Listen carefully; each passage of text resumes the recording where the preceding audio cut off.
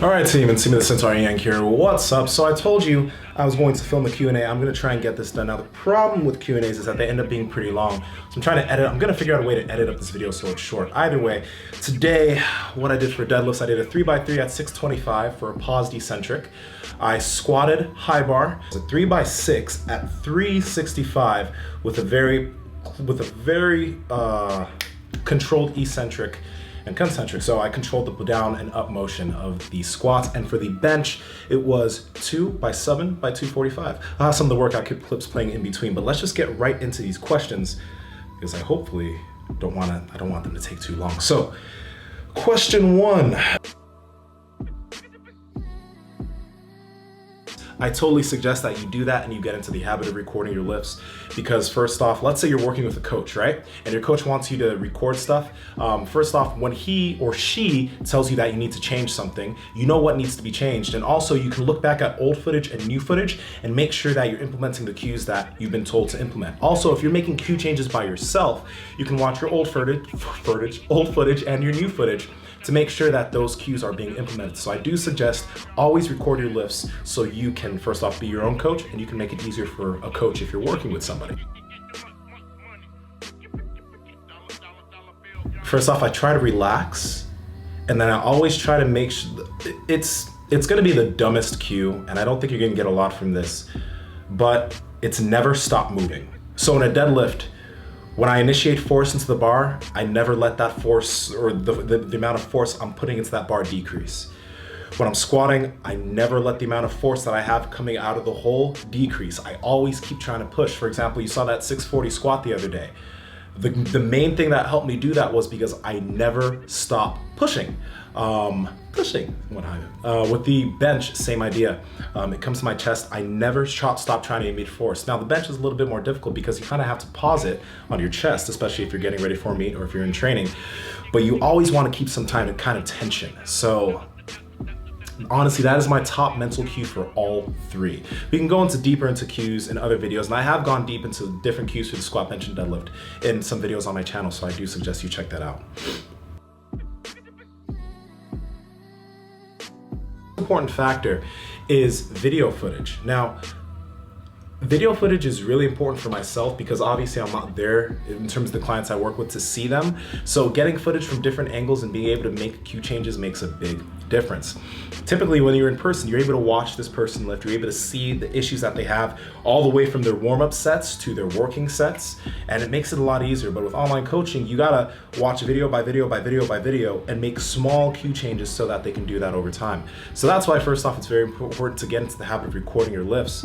But as an online coach, if you are working with strength athletes, you need to get footage. You need to get footage from different angles so you can kind of see what the lifter what the lifter is doing wrong consistently and change that.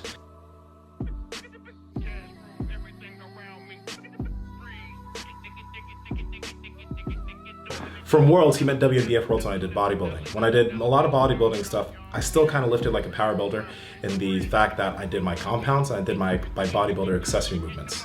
Now, from powerlifting and doing bodybuilding at the same time, when my focus was powerlifting and bodybuilding, I still did the same thing. I did my compounds, I did my accessory. When it came time to do a meet, I would taper down my accessory work so I can get rid of fatigue into the meet. Now, when I implemented BJJ with everything, I actually had to taper my accessory work. And the reason I had to taper my bodybuilder accessory work is because in Brazilian JiuJitsu, there's all of this pulling of the gi, there's a lot of this force, and that causes a lot of stress on your joints, elbows especially. So I had to limit the amount of tricep, bicep work I was doing, and I still do a little bit here and there, but the volume is much, much less than I used to. Just because if I want to be able to perform on the mats and in the gym, my main focus has to be my compound movements in the gym, and then getting the most out of my mat time when I can do Brazilian Jiu-Jitsu. Now, tips for getting rid or recovering from it is don't do anything that stresses it in any fashion. And when you start to recover a little bit, maybe you can do really, really light loads of GHRs, stiff leg deadlifts, really, really light loads. So that you can keep these muscles active. Because one thing that people do that's a problem when they're trying to recover from injury is that they keep trying to work that injured muscle or injured area more than they should. initially. And then the second problem is that when it starts to recover, they don't do anything at all for that, for whatever that muscle group is. So what you want to do is when you start actually recovering and it gets better and better, start using very light loads, RPE 3, literally the easiest loads, just to get a little bit of a pump in that area. It shouldn't be difficult at all, but you want to make sure that those muscles and that area stays active so that when you do fully recover, you're ready to start actually lifting heavier loads and getting a little bit of stimulus in that area. Again, very, very light loads can actually help stimulate recovery over the long haul. So there you go.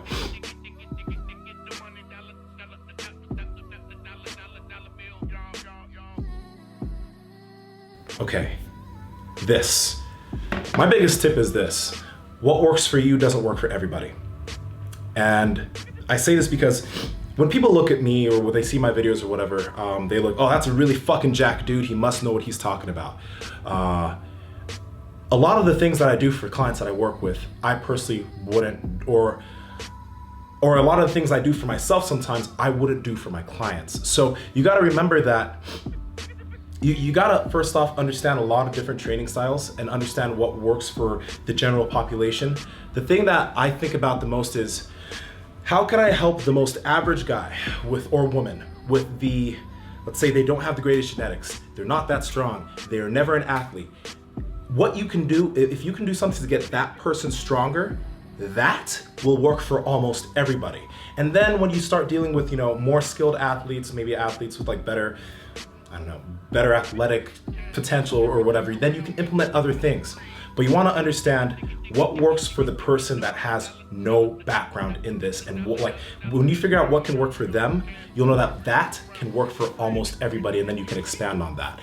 So don't just coach people the way that you coach yourself. That's super important. Next question.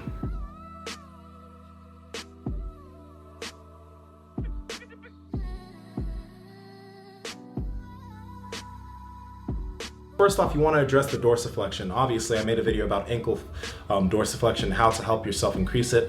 The calves also play a big role. The soleus in the front of the foot, the shin muscle, let's just call it your shin muscle, that also has an effect on some athletes, so you may want to smash that a bit to speed up the process. Smashing, I mean by getting like a lacrosse ball and smashing the soleus in the front of your shin to loosen up the muscles in that area. That'll help you also too.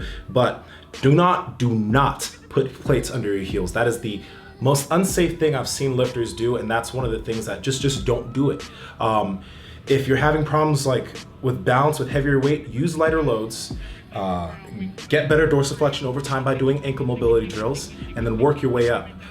But do not put plates behind your heels. That's a very bad habit. And I made a video about being able to grab the floor or root your foot into the floor. You can't root your foot if your heel is on a plate. You can't do that. So don't get into the habit of doing that.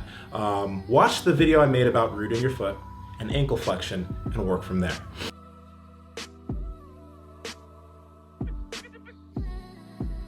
Okay, so vertical. Let's see. I would say the wide grip lat pull down. I'm gonna probably say 3. Wide grip lat pull down with a neutral grip, close grip lat pull down, and then also I like wide grip cable pull downs. If you're more of a bodybuilder, I like wide grip cable pull downs coming down with a pronated grip this way. I love that movement. When it comes to horizontal movements, I love pendlay rows, you know that. I think the pendlay row, the Smith machine barbell row, okay, so if you're more of a bodybuilder, use the Smith machine barbell row. It's very underestimated, and I've found that with a lot of clients I work with. If you're a client I work with and I've used this movement, chime in. That movement, oh my God, it progresses so fucking fast. Progresses so fast. You can move so much volume with it because the motion from like up and down, you negate it. Unlike a barbell row and a pendlay row, where that lateral motion takes back from the movement, the Smith machine barbell row is in one plane. So if you're a bodybuilder, that is a really, really good horizontal rowing movement. Obviously the pendlay row. And then I would say the seal row. Those are some really good horizontal rowing movements that I would suggest. And then, honestly, I think that's it. Now I'm gonna splice this up. Hopefully it's not too long of a video. And what I wanna do, guys, is I wanna make a Q&A once a week. So what I want you to do is ask questions in the comment section of this video, okay? Ask questions in the comment section of this video. I'm gonna write them down, or I'm gonna screenshot it or whatever, and then I'll answer those questions in next week's Q&A. This will make sure that I can at least get 2 to 3 informative videos out a week, and I can just make sure I'm putting out good information for you all. So that is all. Hopefully you enjoyed the Q&A. Hopefully you enjoyed the lifting footage if I've managed to spice it all in. Also, y'all see these? Y'all see these? These are so sick. Anyway, I'll explain why I'm wearing these later on. Either way, don't forget, ask questions down below. This is Nsima the Centaur Inyang from Break the Barbine Anomaly, and I will talk to all of you very, very soon.